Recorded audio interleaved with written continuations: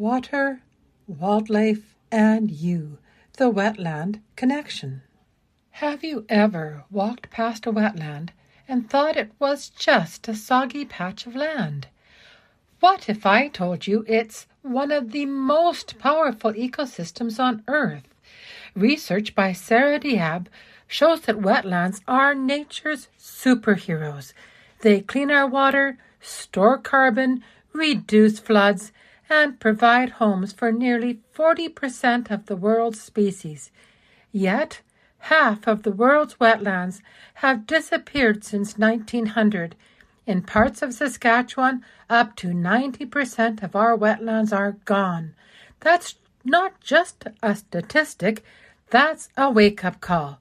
At the Richard St. Barbe Baker Afforestation Area, located in the historic West Swale, more than 60 species at risk depend on wetlands to survive.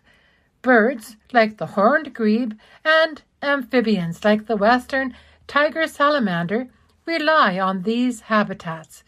But urban expansion, pollution, climate change, and invasive species are putting pressure on this fragile ecosystem. Sarah's research asks an unstoppable question. How can we protect wetlands while still allowing people to enjoy green spaces? Her solution focuses on restoring riparian zones, planting the right native vegetation along wetland edges to act as natural buffers. These plants stabilize soil, filter pollutants, protect wildlife, and strengthen biodiversity. But restoration must be smart, balanced, and science-based. Here's the truth. Wetlands don't need superheroes. They need students. They need you. Be unstoppable in your curiosity. Be unstoppable in your stewardship.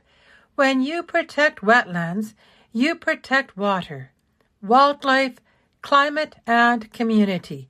And when you understand the land, you become powerful enough to save it. Friendsareas.ca